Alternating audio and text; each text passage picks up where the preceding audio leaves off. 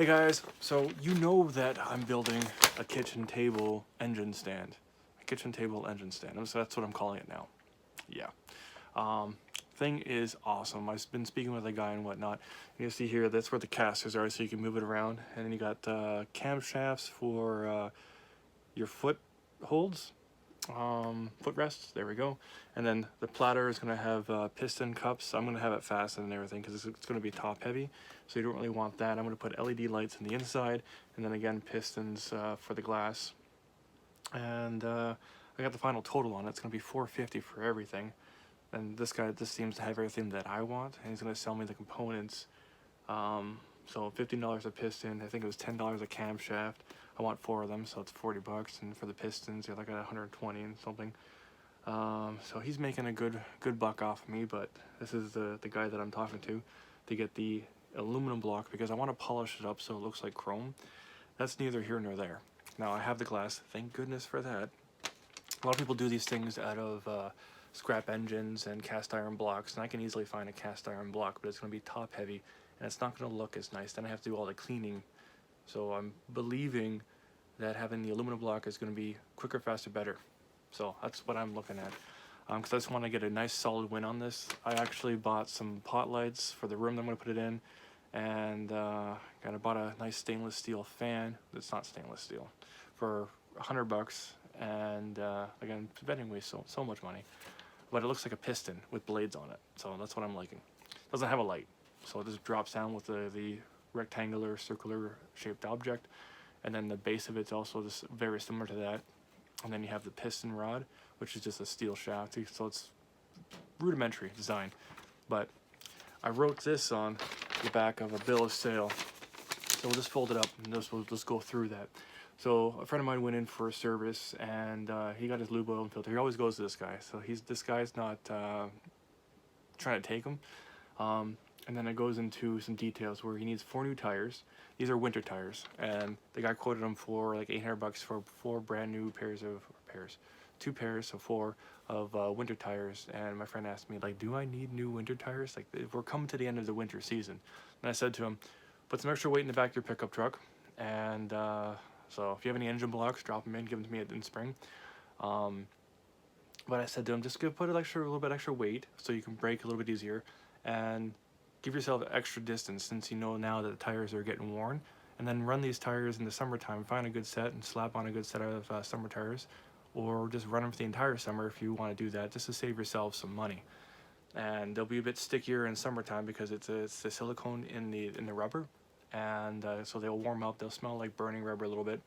But if you're comfortable with that, just run them in the summertime, get new tires, like save up some money, and then come wintertime, put on a good set of winter tires. That's what I told them. Just don't worry about it. But no, now that you know that the tires are worn, and they went to another report that said they were 432s, like 430 seconds, which isn't a lot of rubber. Like, isn't a lot.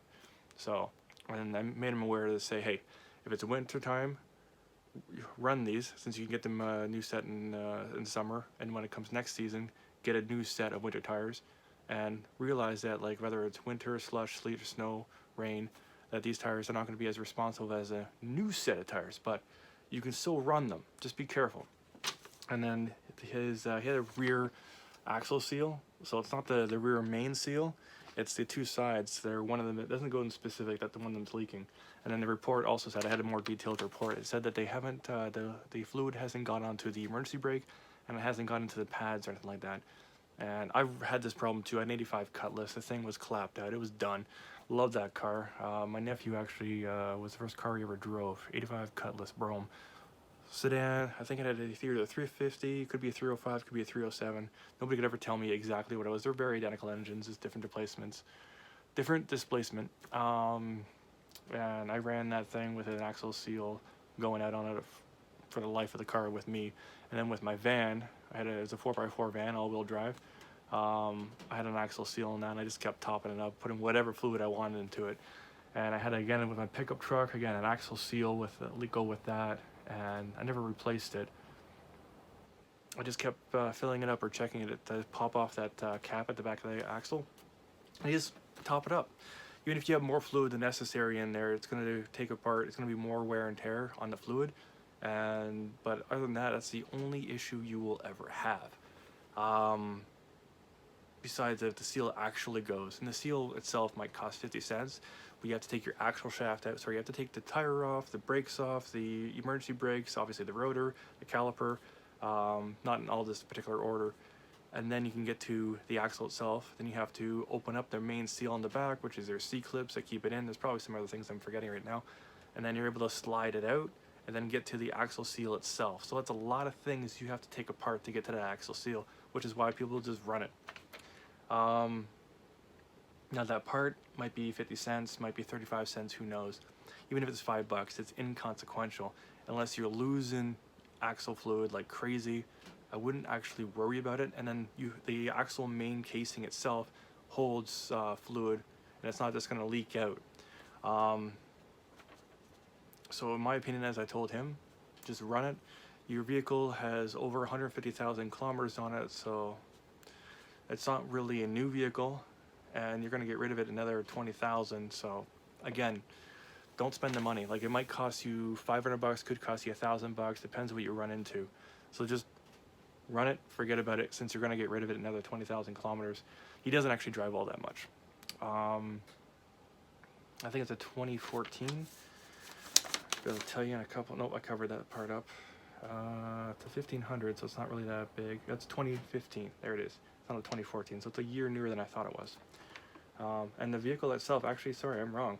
It has 164,000 kilometers on it. You want his VIN number? I can give that too. No, don't worry about it. You're going to get rid of another 20,000 before 200,000. I would just run it. He doesn't have any big heavy loads, doesn't pull anything like tractors, trailers, doesn't no boats, nothing like that. So as I said, run it. The tires, put some extra weight in the back, run them, get a new set come winter, because the winter's almost over, and just go nice, slow, and easy. Anyways, if this video helped you, you're welcome. It is way too long. Yeah, catch you in the next one. Peace.